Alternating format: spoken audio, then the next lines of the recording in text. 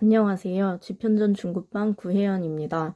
제가 오늘 발표할 논문은 Accelerating Training of Transformer-Based Language Models with Progressive Layer Dropping 이라는 논문인데요. 이 논문은 트랜스포머 기반 LM들의 학습 속도 향상을 위해 Progressive Layer Dropping을 제안하는 논문입니다. 저자는 마이크로소프트의 장민지아님과 허유성님입니다. 이 논문은 다음과 같은 순서로 구성이 되어 있습니다. 먼저 인트로덕션에서 기존 연구와 한계, 그리고 연구진들의 아이디어와 본 논문을 통한 목표를 소개하고요. 그 다음 Preliminary Analysis에서 무엇이 트랜스포머 네트워크에서 레이어 드로핑을 어렵게 하는지 그 요인을 분석합니다. 그 다음에 저자들이 트랜스포머 기반 모델들의 학습을 가속하기 위해서 제시한 Progressive Layer Dropping에 대해서 소개하고요. 다음 오리지널 버트와 비교하는 실험을 진행합니다. 이때 이밸류에이션에서 에밸루에이션 스터디를 통해 저자들이 제시한 방법에 대한 다양한 요인을 분석합니다. 마지막으로 결론을 내고 끝내게 됩니다. 먼저 기존 연구의 한계와 이를 극복하기 위한 저자들의 아이디어를 살펴보도록 하겠습니다. 최근 NLP는 버트, 로버타, GPT, 엑셀넷 같은 트랜스포머 기반 모델에 큰 학습 데이터를 넣어서 프리트레이닝하는 방식으로 많이 사용되고 있습니다.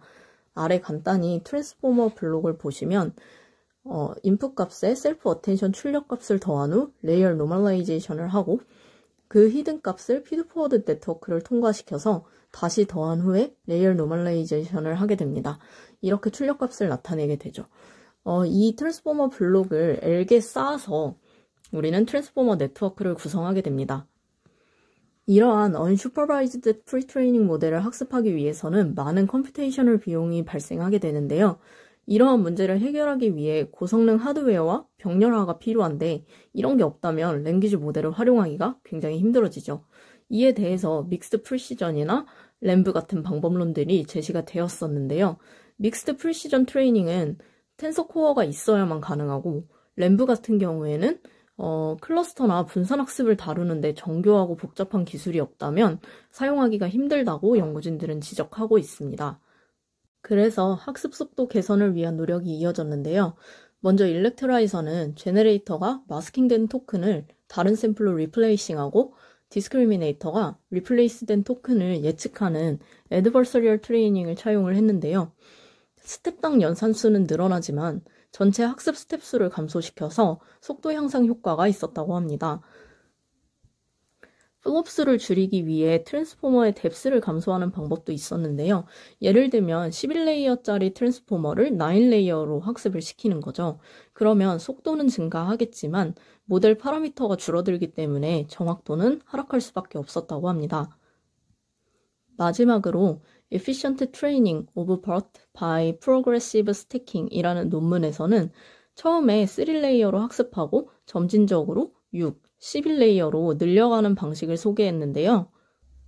이는 각 스텝별로 네트워크가 어떻게 학습될지 모르는 상태에서 각 뎁스의 스텝 수를 미리 정해야 되기 때문에 현실적으로 적용이 어려운 문제가 있다고 합니다. 이러한 단점을 극복하기 위해서 연구진들은 스토캐스틱 뎁스를 적용하기로 했는데요. 실제로 필요한 만큼 뎁스를 줄였더니 딥러닝 모델을 학습시키는 데 효과가 있다는 것을 몇몇 논문에서 보였다고 합니다. 그래서 학습을 해봤더니 랜덤으로 레이어를 드랍하면 로컬 미니멈에 수렴하고 그래서 러닝 레이트를 증가시켜서 웜업 스텝을 설정을 했더니 그러면 발산해버리고 이렇게 학습이 불안정하게 되는 문제가 있었다고 합니다. 그렇다면 무엇이 레이어 드로핑을 도입한 버트의 프리트레이닝을 어렵게 하는가에 대해 연구진은 의문을 가졌고 그것을 분석하고 새로운 방법을 제안하는 것이 이 논문의 핵심이 되겠습니다. 그래서 이 연구의 목표는 별도의 하드웨어 자원을 추가하지 않고 아키텍처 변경과 학습 테크닉을 통해서 학습 속도를 향상시켜 보자는 것인데요. 앞서 봤다시피 네트워크의 뎁스를 줄이는 것이나 단순히 스토캐스틱 뎁스를 적용하는 것만으로는 효과가 없거나 발산하고 성능이 불안정하는 문제가 있었죠. 그래서 연구진은 왜 트랜스포머 네트워크는 스토캐스틱 뎁스로 학습이 어려울까라는 질문에 대해서 답을 찾기 위해 분석을 진행하고 다운스트림 태스크의 성능을 저해하지 않고 프리트레이닝의 속도를 증가시키기 위한 방법을 고안하게 됩니다. 그래서 이런 챌린지를 풀기 위해서 연구진은 앞서 가졌던 의문에 대해 분석을 진행하고 다음과 같은 새로운 방법을 제시합니다. 각 트랜스포머 레이어를 온오프할 수 있는 스위처블 트랜스포머 블록, 그리고 레이어 드로핑과 함께 트랜스포머 네트워크를 안정화할 수 있는 프로그레시브 스케줄을 제시를 합니다. 이 방법을 적용했을 때 실험을 했더니 동일한 샘플을 이용해 프리트레이닝 했을 때 오리지널 버트보다 24% 빠른 것을 확인했고 다운스트림 태스크에서 비슷한 어큐러시에 도달하는데 오리지널 버트보다 2.5배 빠른 것을 확인했다고 합니다. 그리고 오리지널 버트보다 더 빠르게 학습함에도 불구하고 1.1% 더 높은 글로 스코어를 달성했다고 합니다. 그러면 도대체 어떤 요인이 트랜스포머 네트워크의 스토캐스틱 뎁스 적용을 어렵게 하는지 살펴보도록 하겠습니다. 먼저 연구진은 포스트-LN과 프리-LN 중 어떤 아키텍처가 더 안정적인가에 대해 분석을 진행합니다. 포스트-LN 같은 경우에는 에디션 후에 레이어 노멀라이제이션이 진행이 되는데요. 프리-LN 같은 경우에는 레이어 노멀라이제이션이 연산 전에 진행된다는 점이 다른 점입니다. 그래서 층의 깊이에 따라 그레디언트 놈이 역전파에서 어떻게 변하는지를 먼저 분석을 해봤더니 포스트 LN은 레이어가 깊어지면서 그레디언트 놈이 증가하는 현상을 보였다고 합니다. 하지만 반대로 프리 LN 같은 경우에는 그레디언트 불균형 문제를 해결하는 모습을 보였는데요. 그레디언트 놈이 거의 모든 레이어에서 동일한 것을 확인할 수 있습니다. 이는 즉 프리 LN이 더 안정적이다라는 것을 보여주고 있는 것이고요. 이 그래프는 층의 깊이에 따라 인풋에 대한 그레디언트 놈을 얼마나 보존하는지를 비율로 표시한 것인데요. 역시 포스트 LN은 일정 수준의 그레디언트 놈을 유지하지 못하는 모습을 보입니다. 그에 반해서 프리 LN은 그레디언트 규모를 거의 1.0으로 일정하게 비율을 유지하는 것을 볼 수 있는데요. 결론적으로 이 두 가지 그래프 모두 기존의 포스트 LN 방식보다 프리 LN 방식이 학습에서 더 안정적이다라는 것을 설명하고 있습니다. 이 실험은 추가적인 실험으로 앞의 내용을 보완하기 위한 분석인데요. 1번과 2번은 각각 학습 초기와 중후반기를 표현한다고 보시면 됩니다.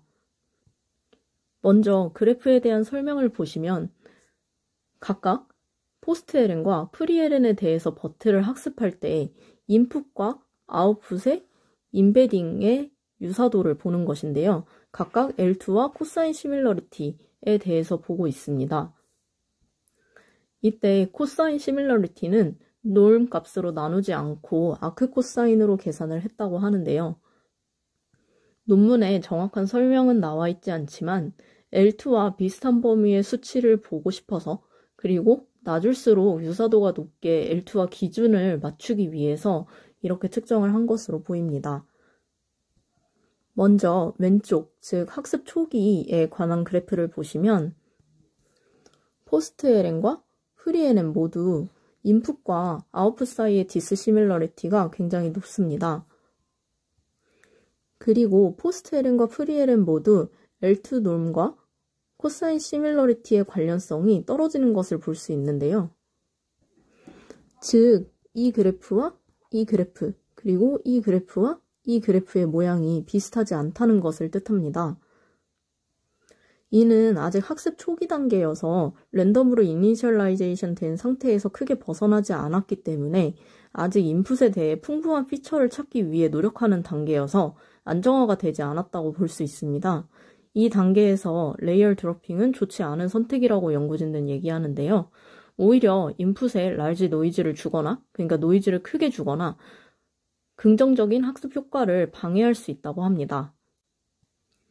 그리고 오른쪽에 이제 중후반기에 대한 그래프를 보시면 포스트 LN에서는 울퉁불퉁하고 여전히 시밀러리티가 낮은 것을 볼 수 있는데요. 프리 LN에서는 연속적인 레이어에서는 시밀러리티가 증가하기 시작하는 것을 볼 수 있습니다. 포스트LN은 여전히 새로운 피처를 찾고 있음에 반해서 프리LN은 상위 레이어, 그러니까 이쪽 레이어에서는 similar estimation을 찾는 것으로 보이는데요. 연구진은 이를 unrolled iterative refinement 현상이라고 설명합니다. 이 설명은 원래 레스넷에서 제안한 설명인데요. 전반적인 새로운 표현을 찾는 대신 same representation을 반복적으로 개선해 나간다는 것인데요. 이러한 현상을 랭귀지 모델과 트랜스포머 기반 모델에서도 보인다고 연구진은 설명했습니다.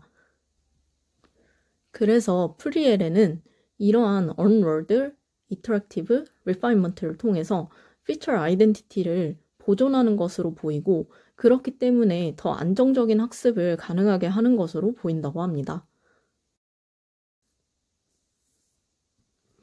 마지막으로 네트워크 구조를 손상시켰을 때 어떤 결과가 있는지 분석을 했는데요.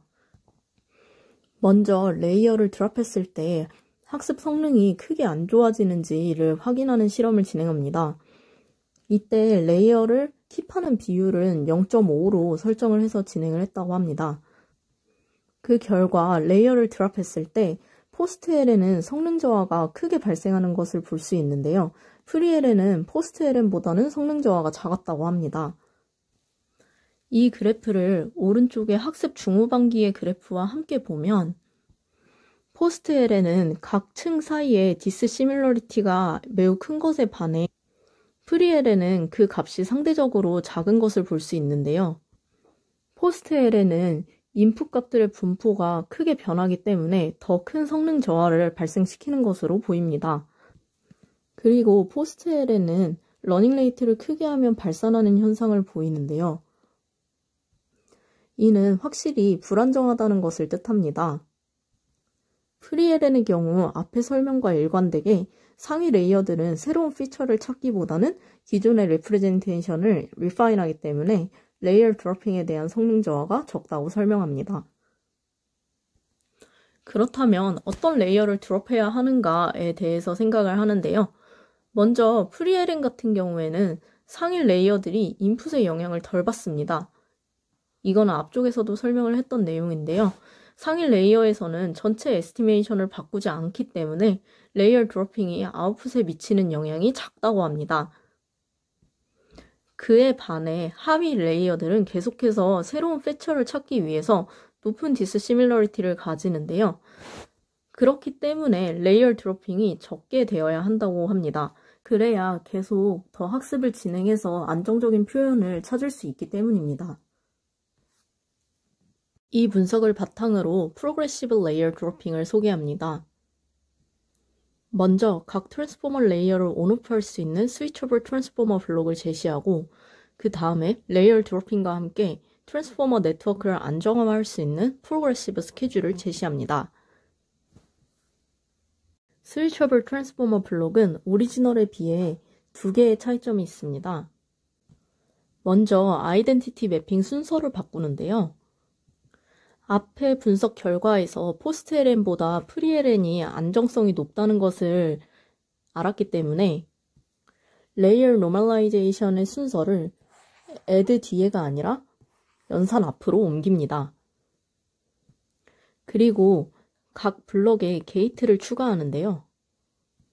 각 미니 배치마다 두 서브 레이어의 두 게이트가 해당 트랜스포머 펑션을 제거하고 단순히 아이덴티티 매핑만 할지를 결정하게 됩니다. 이걸 수식으로 표현하면 레이어 노멀라이제이션이 앞으로 오는 프리LN 방식으로 변경이 됐고 열고 닫는 게이트가 각 층에 추가됐고 스케일링 팩터가 적용이 됐습니다. 이때 게이트 펑션인 G는 0이거나 1만 값으로 가지고 랜덤으로 베르누이 분포에 따라 결정하게 설정했다고 합니다. 이때 G에 의해서 해당 블록이 연산을 하는 것으로 결정이 되면 레이어 아웃풋을 PI로 스케일링을 하게 되는데요. 논문에서는 설명이 나오지 않지만 제 생각에는 학습할 때 P 확률로 선택이 되지만 추론할 때에는 모두 사용하기 때문에 확률로 나눠서 스케일링을 해주는 것이 아닐까라는 생각이 듭니다. 그래서 학습할 때 각 블록들은 확률 P에 의해서 선택이 되고 인퍼런스 시에는 모든 층을 다 사용하게 되는 거죠.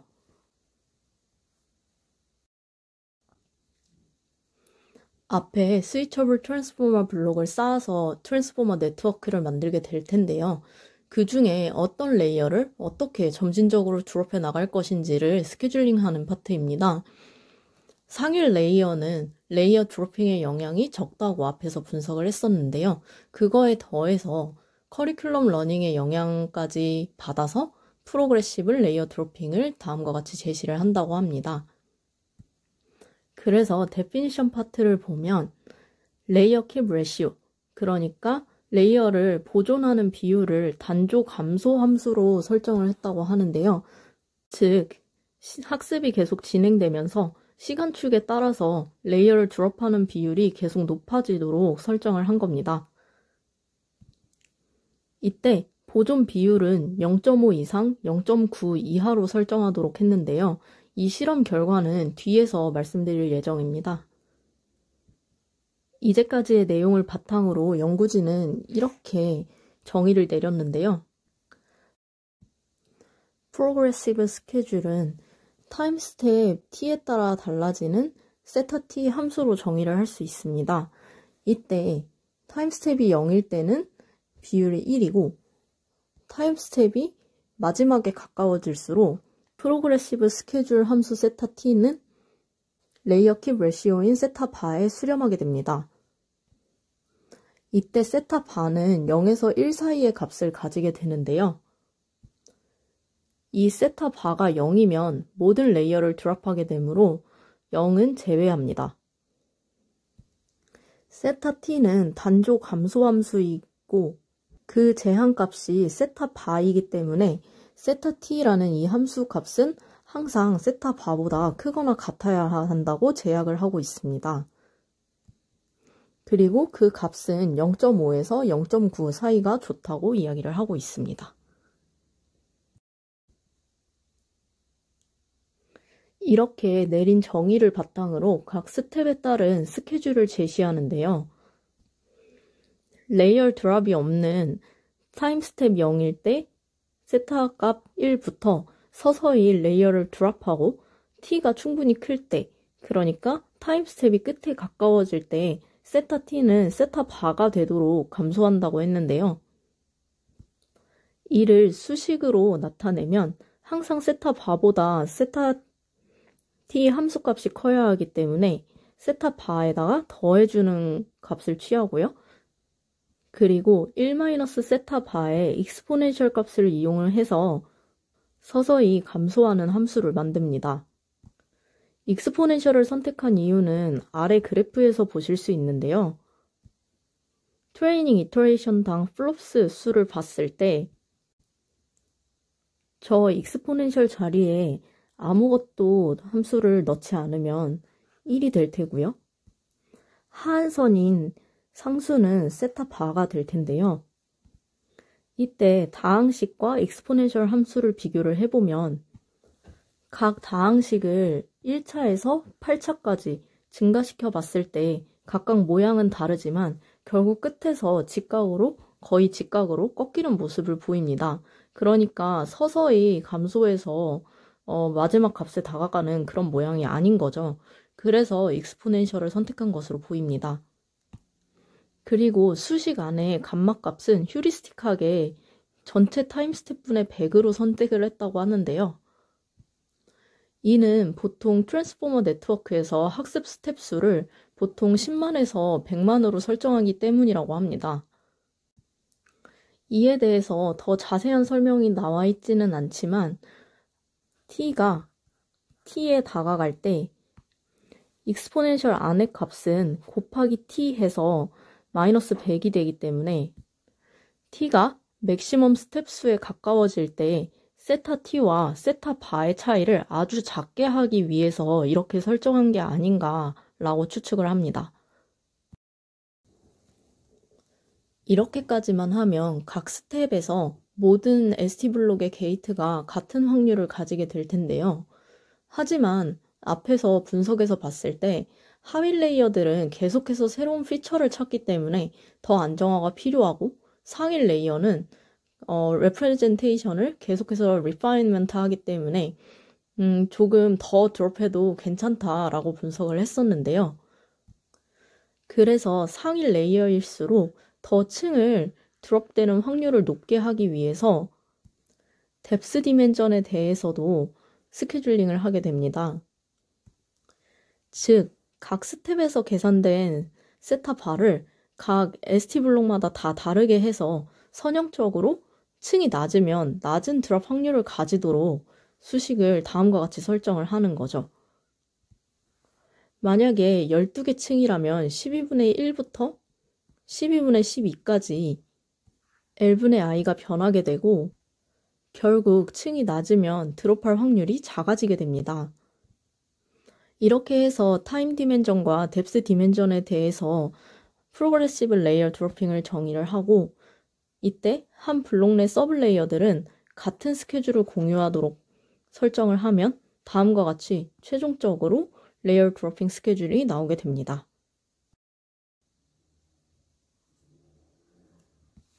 마지막으로 이제까지의 내용을 모아서 알고리즘으로 만들어 보면 먼저 보존 비율 세타 바를 입력으로 받고 모델을 초기화합니다. 그리고 감마를 휴리스틱하게 t분의 100으로 설정을 하고요. 타임 스텝 이터레이션을 시작합니다. 앞의 수식에 따라 레이어당 킵할 비율을 결정을 하고 1에서 킵할 비율을 뺀 다음에 그 다음에 층만큼의 수로 나눠서 각 블록당 드롭할 비율을 결정합니다. 이렇게 하면 타임 디멘전에 대한 레이어 드로핑이 결정이 되고요. 그 다음에 이제 뎁스 디멘전에 대해서 들어가게 됐는데 베르누이 분포에 따라서 해당 블록을 액션을 할 건지 말 건지를 결정을 하고요. 액션이 0이면 단순히 아이덴티티 매핑만 진행하게 됩니다. 그런데 그렇지 않으면 다음과 같이 ST블록을 계산을 하게 되는 거죠. 그리고서 다음 층의 레이어 드롭 비율을 올려주기 위해서 다음과 같이 스텝만큼을 뺀 값을 비율로 바꿉니다. 매 타임 스텝마다 P가 1에서 시작하기 때문에 매 타임 스텝마다 1에서 선형적으로 레이어를 드롭하게 되고요. 마지막 스텝에서는 1에서 세타 밖까지 선형적으로 레이어를 드롭하게 됩니다. ST블록이 특정 이터레이션을 건너뛸 때 아이덴티티 매핑을 진행하기 때문에 포워드, 백워드, 그리고 그레디언트 업데이트가 추가적으로 필요하지 않은데요. 그래서 상당히 빠른 속도로 프리트레이닝을 진행할 수 있게 되었는데요. 타임 디멘전과 뎁스 디멘전에 대해서 실제로 이 아키텍처가 학습하는 층이 몇이나 될까 기대값을 측정해 보면 이때 킵 레시오는 0.5로 두고 측정을 했다고 하는데요. 실제 트랜스포머 블록을 L로 설정했을 때 프로그레시브 레이어 드로핑을 사용하면 4분의 3L-1만큼만 연산하는 효과를 볼 수 있다고 합니다. 이는 4분의 3L만큼만으로 근사를 할 수 있고, 즉 11레이어짜리 버트를 학습할 때 9레이어 속도로 학습시킬 수 있다는 것을 의미합니다. 이렇게 하면 버트의 프리트레이닝 스피드를 크게 개선할 수 있고 0.5인 드롭 스케줄에서는 약 25%의 플롭스를 절약하는 효과를 볼 수 있는데요. 테스트나 파인 튜닝 할 때에는 모델을 풀뎁스로 복구하기 때문에 모델 파라미터가 부족하지 않고 그래서 다운스트림 태스크를 수행하는 데에도 성능 저하가 거의 발생하지 않는다고 말하고 있습니다. 이제 연구진들이 제안하는 방법인 PLD와 버트를 비교하게 되는데요. 여기에 에블레이션 스터디를 더해서 PLD의 다양한 요인을 분석하고 있습니다. 먼저 평가를 위한 학습 디테일을 소개하고 있는데요. vocab의 경우에는 버트는 33억 개의 월드 토큰을 사용한 것에 비해서 영구지는 2.8억 개의 월드 토큰을 사용했다고 합니다. 토크나이저는 워드피스를 사용했고 최종적으로 3528개의 vocab을 사용했다고 합니다. 프리트레이닝은 버트와 동일하게 잉글리시 위키피디아 코퍼스와 북 코퍼스를 사용했고 트레이닝 셋과 발리데이션 셋은 300대 1로 나눠서 사용했다고 합니다. 파인 튜닝 태스크로는 글루를 사용해서 비교를 했다고 하고요. 트레이닝 디테일을 살펴보면 모델의 경우에 영구진이 자체적으로 임플레멘테이션한 버트 모델을 사용했다고 합니다. 그리고 파이토치의 Distributed Data Parallel Library를 이용해서 데이터 파랄렐리즘을 핸들링했다고 하고요. 그 외에 추가적인 컴퓨팅 오버헤드를 제거했다고 합니다. 이때 모든 데이터를 메모리에 올리고 사용하는 Asynchronous Prefetching Queue라는 방식을 사용했고 토큰 마스킹의 스파스 컴퓨테이션을 이용해서 메모리를 절약했다고 합니다. PLD와 비교를 위한 베이스라인으로는 11레이어 버트 베이스의 아담 옵티마이저 4K 배치로 학습했고 2000K 스텝만큼 학습했다고 합니다. 파인 튜닝의 경우 각 글루 태스크를 5에포크씩 학습했고 5개의 랜덤 이니셜라이제이션을 만들어서 학습한 후에 그 결과값 중 중간값을 사용해서 비교했다고 합니다. 먼저 프리트레이닝 결과를 보겠는데요. 이 그래프는 학습 시간에 따라 발리데이션 로스가 수렴하는 것을 시각화한 그래프입니다. 러닝 레이트를 두 가지 종류로 해서 학습을 진행을 했는데요. 러닝 레이트가 클 때 베이스라인은 발산하는 것을 볼 수 있는데 PLD는 안정적으로 학습을 진행하는 것을 볼 수 있습니다. 그리고 학습 결과를 보면 베이스라인과 PLD의 수렴이 거의 비슷한 것을 볼 수 있는데요. 이는 PLD가 모델이 수렴하는 것을 방해하지 않는다는 걸 뜻한다고 합니다. 그러니까 크게 성능 저하가 발생하지 않는다는 말이죠. 다음은 트레이닝 스피드에 대해서 살펴볼 수 있는데요. 이 그래프는 베이스라인과 PLD의 트레이닝 발리데이션 커브를 보여주는 겁니다. 베이스라인의 경우 에포크 186에서 발리데이션 로스를 1.75로 달성을 했는데요. PLD 같은 경우에는 같은 발리데이션 로스를 에포크 87에 도달했다고 합니다. 즉, 같은 성능에 도달하는데 트레이닝 샘플을 53% 적게 사용했다는 것을 의미하는데요. 이 표를 통해서 또 추가로 볼 수 있는 거는 트레이닝 타임이 베이스라인은 186 에포크에 도달하는데 38.45시간이 걸렸다고 하는데 PLD의 경우 29.22시간이 걸려서 같은 샘플 수만큼 학습할 때는 24%만큼의 시간을 절약할 수 있었다고 합니다. 앞에서 실제 레이어 수의 4분의 3만큼만 학습하는 효과를 볼 수 있었다고 했는데 그러면 25%가 돼야 될 텐데 24%로 1% 효과가 더 적은데요. 이는 컴퓨팅 최적화를 했음에도 아웃풋 레이어에서 적은 양의 연산이 있기 때문에 25%보다 적게 G플롭스가 절약된다고 연구진은 설명합니다. 그래서 측정 결과를 가지고 트레이닝 타임과 샘플 리덕션 이 두 효과를 합치면 최대 2.8배만큼 베이스라인보다 PLD가 빠르다고 합니다. 다음으로 다운스트림 태스크 어큐러시 결과를 보겠습니다. 베이스라인의 경우 학습 결과가 변동성이 굉장히 큰 것을 볼 수 있는데요. 그에 반해 PLD는 그 변동성이 상대적으로 작고 안정적으로 학습 결과를 내는 것을 볼 수 있습니다. 학습 초반에는 레이어 드롭이 크게 발생하지 않기 때문에 거의 비슷하지만 레이어 드롭이 추가되면서 성능의 차이가 발생하는 것도 확인할 수 있습니다. 그리고 네모 박스친 태스크는 PLD가 베이스라인보다 성능이 좋은 태스크들인데요. PLD가 일반화도 잘 하는 것을 확인할 수 있습니다. 사실 초록색 박스가 칠해지지 않은 것들도 오리지널 중에 특정 모델이 이제 PLD의 성능을 더 넘은 것일 뿐 낮은 것도 있어서 PLD는 꽤 경쟁력이 있다고 볼 수 있습니다. 다음으로 결과 성능표를 보면 버트 오리지널과 이 연구진에서 만든 베이스라인을 비교를 해보고 있는데요. 연구진이 임플레멘테이션한 버트는 기존의 버트보다도 더 성능이 좋아서 경쟁력이 있음을 얘기하고 있습니다. 연구진이 개발한 버트와 그 이후에 PLD를 사용한 버트를 순서대로 비교를 하고 있는데요. 체크포인트 87일 때는 그 성능이 베이스라인보다 낮은 것을 볼 수 있습니다. 그런데 체크포인트 100부터는 오리지널 베이스라인을 뛰어넘은 것을 볼 수 있고요. 베이스라인과 똑같이 체크포인트 186까지 했을 때는 성능이 더 많이 향상되었고 약 2.5배 빠른 속도로 학습을 했다고 합니다.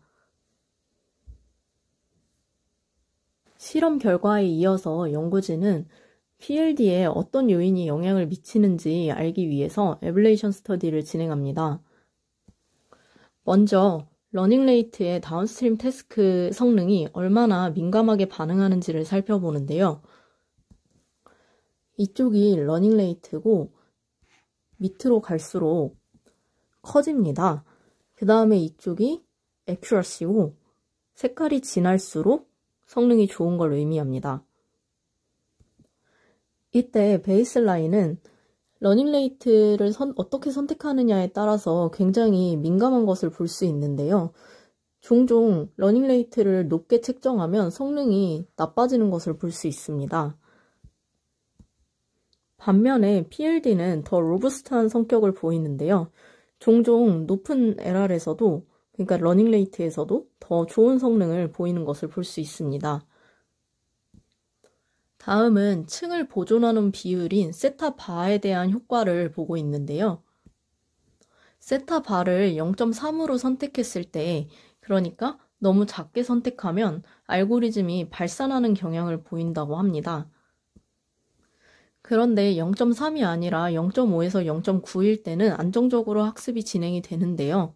그래서 연구진은 keep ratio인 세타 바를 0.5에서 0.9 사이로 하는 게 좋겠다고 권고합니다. 다음으로 PLD와 프리LN을 비교해보고 있는데요. 먼저 포스트LN과 프리LN의 결과를 비교해보면 포스트LN이 더 결과가 좋은 걸 확인할 수 있습니다.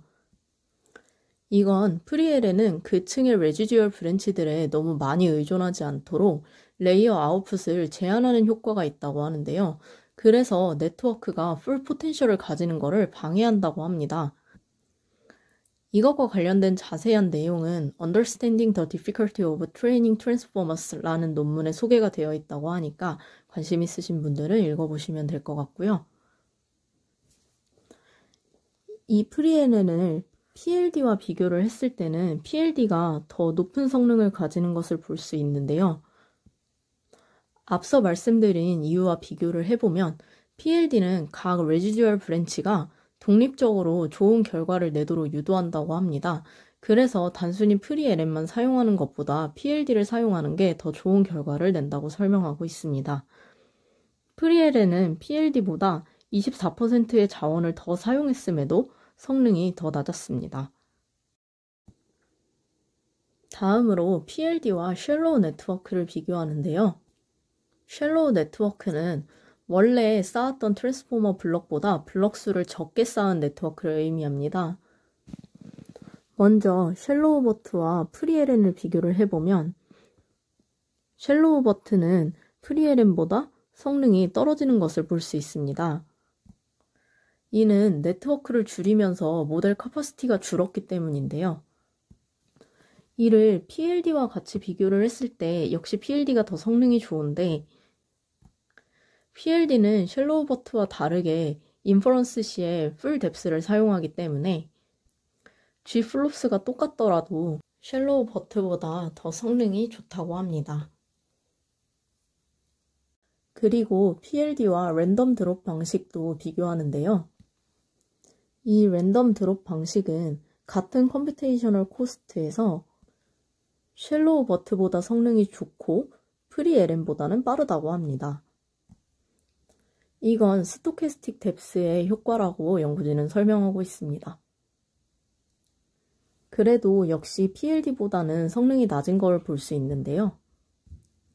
스토캐스틱 뎁스를 사용할 경우에는 다이나믹한 것을 고려하지 않게 되는데요. PLD의 경우 다이나믹한 걸 고려하게 되기 때문에 그냥 앙상블의 효과를 볼 수 있다고 합니다. 다음으로 타임 디멘전 스케줄과 뎁스 디멘전 스케줄이 PLD에 미치는 영향을 분석하는데요. 타임 디멘전만 해서 학습을 수행했더니 랜덤과 동일한 글루스코어를 보입니다. 이는 곧 타임 디멘전이 스토캐스틱 뎁스와 동일한 역할을 하는 것이고 PLD의 성능 향상은 대부분 뎁스 디멘전에서 오는 것이라고 볼 수 있습니다. 하지만 실험을 했을 때 타임 디멘전 없이는 하프 프리시전에서 난과 함께 발산한다고 하는데요. 그래서 반드시 풀 프리시전으로 학습을 해야 되기 때문에 뎁스 디멘전으로만 하면 학습 속도가 느려진다고 합니다. 이렇게 실험과 에블레이션 스터디를 통해서 연구진은 PLD가 꽤 괜찮은 방법이고 이 PLD에 영향을 미치는 요인들을 분석했습니다. 그래서 이 연구를 통해서 연구진이 하고 싶은 말은 이겁니다. Unsupervised Language 모델의 프리트레이닝은 NLP 태스크에서 소타로 가는 굉장히 중요한 스텝인데요. 이러한 모델들을 학습시킬 때 매우 긴 시간이 걸리기 때문에 이 소요 시간을 단축하는 것이 굉장히 중요하다고 합니다. 그래서 연구진은 NLP 태스크의 대표적인 프리트레이닝 모델인 버트를 위해서 효과적인 학습 알고리즘을 연구했는데요. 이를 위해서 굉장히 광범위한 분석을 수행했고 트랜스포머 기반 모델에서 스토캐스틱 뎁스가 중요하다는 것을 깨달았다고 합니다. 이 인사이트를 가지고 연구진은 스위처블 트랜스포머 블록과 프로그레시브 레이어 와이즈 드롭 스케줄인 PLD를 제안했는데요. 이 새로운 학습 전략은 더 빠르고 깊은 모델을 밑바닥부터 학습할 수 있게 하고 성능에서도 꽤 경쟁력이 있음을 확인했습니다. 이 논문을 통해서 트랜스포머 기반 모델들의 학습 속도가 조금 더 빨라졌으면 좋겠습니다. 이상입니다. 감사합니다.